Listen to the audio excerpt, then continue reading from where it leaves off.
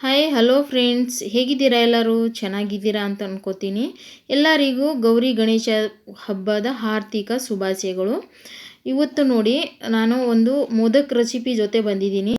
ಈ ಮೋದಕಂತೂ ಗಣೇಶನಿಗೆ ಪ್ರಿಯವಾದ ಮೋದಕ ಅಂತ ಎಲ್ಲರೂ ಹೇಳ್ತಾರೆ. ಈ ಮೋದಕ ಮಾಡಲಿಲ್ಲ ಅಂದರೆ ಈ ಪೂಜೆಗೆ ಏನೂ ಮಾಡಲೇ ಇಲ್ಲ ಅಂತ ಅನಿಸುತ್ತೆ.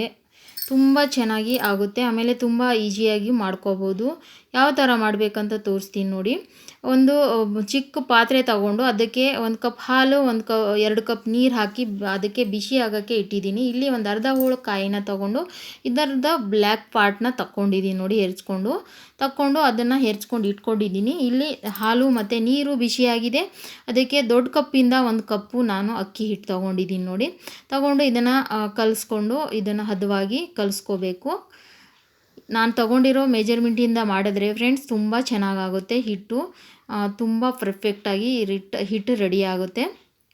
ಅದು ರೆಡಿಯಾಗಿದೆ, ಮುಚ್ಚಿ ಇಟ್ಟಿದ್ದೀನಿ. ಹಬೆಯಲ್ಲಿ ಸ್ವಲ್ಪ ಬೆಂದ್ಬಿಡುತ್ತೆ ಹಿಟ್ಟು. ಇಲ್ಲೇ ಒಂದು ಪ್ಯಾನ್ ನಾನು ಅದರಲ್ಲಿ ಅರ್ಧ ಕಪ್ ಬೆಲ್ಲ ಹಾಕ್ಕೊಂಡಿದ್ದೀನಿ. ಹೆರ್ಚ್ಕೊಂಡಿರೋ ಕಾಯಿನ ಹಾಕ್ಕೊಂಡು, ಆಮೇಲೆ ಇದ್ರ ಜೊತೆ ಡೆಸಿಕೇಟೆಡ್ ಕೊಕೊನೆಟ್ ಪೌಡ್ರು ಹಾಕ್ಕೊಂಡಿದ್ದೀನಿ. ನೀವು ಬೇಕಾದರೆ ನೀವು ಡ್ರೈ ಫ್ರೂಟ್ಸ್ನ ಪೌಡ್ರ್ ಮಾಡು ಹಾಕ್ಕೋಬೋದು. ನಾನು ಬರೀ ಕೊಬ್ಬರಿಯಿಂದ ಮಾಡ್ತಾಯಿದ್ದೀನಿ. ತುಂಬ ಚೆನ್ನಾಗಾಗುತ್ತೆ. ವಿಡಿಯೋನ ಬೆಳಗ್ಗೆನೇ ಬಿಡೋಣ ಅಂತ ಅಂದ್ಕೊಂಡೆ, ಆದರೆ ಆಗಲಿಲ್ಲ, ತುಂಬ ಕೆಲಸ ಇತ್ತು ಅಂತ ಈಗ ಹಾಕ್ತಾಯಿದ್ದೀನಿ ಫ್ರೆಂಡ್ಸ್. ಇಲ್ಲಿ ನೋಡಿ, ಬೆಲ್ಲ ಎಲ್ಲ ಕರಗಿ ರೆಡಿಯಾಗಿದೆ. ಇದು ಕೊಬ್ಬರಿ ಎಲ್ಲ ಸ್ಟಫಿಂಗು. ಅದಕ್ಕೆ ಅರ್ಧ ಟೇಬಲ್ ಸ್ಪೂನ್ ನಾನು ಏಲಕ್ಕಿ ಪೌಡ್ರನ್ನ ಹಾಕಿ ಮಿಕ್ಸ್ ಮಾಡಿ ಇಟ್ಬಿಟ್ಟಿದ್ದೀನಿ ತಣ್ಣಗಾಗೋಕ್ಕೆ.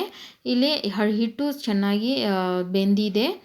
ಅದಕ್ಕೆ ನಾನು ಒಂದು ಸ್ವಲ್ಪ ತುಪ್ಪ ಹಾಕ್ಬಿಟ್ಟು ಹಚ್ಕೊಂಡು ಈ ಥರ ಹದವಾಗಿ ಇದನ್ನು ಕಲಿಸ್ಕೋಬೇಕು. ಎಷ್ಟು ಚೆನ್ನಾಗಿ ಹದವಾಗಿ ಆಗಿದೆ ನೋಡಿ. ಪರ್ಫೆಕ್ಟ್ ಮೆಜರ್ಮೆಂಟ್ ಇದ್ದರೆ ಈ ಥರ ಹಿಟ್ಟು ರೆಡಿ ಆಗುತ್ತೆ. ಈಗ ಮೋದಕ ಮಾಡೋದನ್ನ ತೋರಿಸ್ತೀನಿ ನೋಡಿ. ನಾನು ಮೋಲ್ಡಿಂದ ಮಾಡಿಲ್ಲ, ನಾನು ಕೈಯಿಂದಾನೇ ಮಾಡ್ತಾಯಿದ್ದೀನಿ.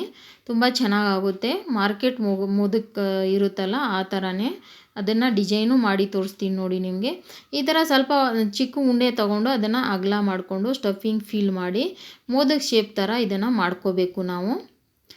ನೋಡ್ತಾ ಇದ್ದೀರಲ್ಲ ಎಷ್ಟು ಚೆನ್ನಾಗಿ ಈ ಮೋದಕ ಶೇಪು ಬಂದಿದೆ ಅಂತ. ಇದಕ್ಕೆ ನಾನು ಸ್ಪೂನಿಂದ ಡಿಸೈನ್ ಮಾಡ್ತೀನಿ, ಲೈನ್ ಹಾಕ್ತೀನಿ.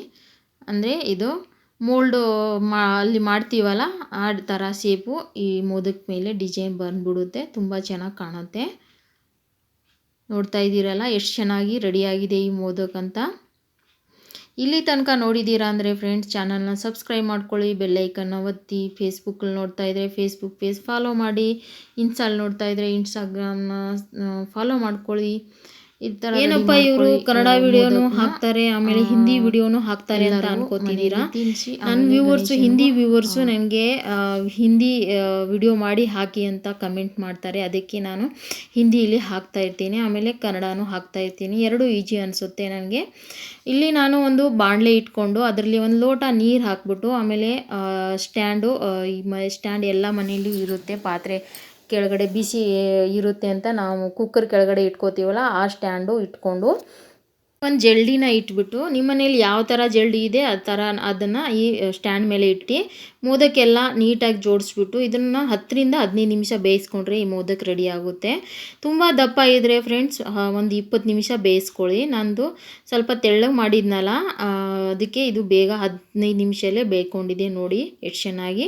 ಇದನ್ನು ತೆಗೆದು ಪ್ಲೇಟಲ್ಲಿ ಇಟ್ಕೊಳ್ಳೋಣ. ಡೆಕೋರೇಟ್ ಮಾಡಬೇಕು, ಸ್ವಲ್ಪ ಚೆನ್ನಾಗಿ ಕಾಣುತ್ತೆ ಈ ಥರ ನಾವು ಮಾಡಿಕೊಂಡ್ರೆ. ಇದ್ರ ಮೇಲೆ ನಾನು ಒಂದು ಸ್ವಲ್ಪ ಯೆಲ್ಲೋ ಕಲರ್ ಫುಡ್ ಕಲರ್ ಹಚ್ತಾಯಿದ್ದೀನಿ, ಕಲರ್ಫುಲ್ಲಾಗಿ ಕಾಣುತ್ತೆ ಅಂತ. ನಿಮ್ಮ ಹತ್ರ ಕೇಸರಿ ಇದ್ದರೆ ಹಚ್ಕೋಬೋದು ಹಾಲಲ್ಲಿ ನೆನೆಸ್ಬಿಟ್ಟು. ಇಲ್ಲಿ ನೋಡಿ, ಗುಲಾಬಿನ ಇಟ್ಬಿಟ್ಟು ಆಮೇಲೆ ಸ್ವಲ್ಪ ಸೇವಂತಿಗೆ ಹೂವನ್ನ ಹಾಕಿ ಈ ಥರ ರೆಡಿ ಮಾಡಿದ್ದೆ ನಾನು. ನಿಮ್ಮ ಮನೇಲಿ ಯಾವ ಥರ ಮಾಡಿದ್ದೀರಿ ಅಂತ ನಾನು ಕಮೆಂಟ್ ಮಾಡಿ. ಈ ವಿಡಿಯೋ ಏನಾದ್ರು ಇಷ್ಟ ಆದರೆ ಫ್ರೆಂಡ್ಸ್ ಲೈಕ್, ಶೇರ್, ಕಮೆಂಟ್ ಮಾಡಿ, ಚಾನಲ್ನ ಫಾಲೋ ಮಾಡ್ಕೊಳ್ಳಿ. ಈ ಕಲರ್ಫುಲ್ ಮೋದಕ್ ರೆಡಿಯಾಗಿದೆ. ಗಣೇಶನಿಗೆ ಇಟ್ಟು ನಾನು ಬೆಳಗ್ಗೆ ಪೂಜೆ ಮಾಡಿದ್ದೆ. ಈ ಥರ ಮಾಡಿ ಈ ಮೋದಕ ಮಾಡಲಿಲ್ಲ ಅಂದರೆ ಪೂಜೆ ಮಾಡ್ದಂಗೆ ಅನಿಸಲ್ಲ. ಇನ್ನೊಂದು ಸರಿ ಗಣೇಶ ಹಬ್ಬದ ಶುಭಾಶಯಗಳು ಎಲ್ಲರಿಗೂ.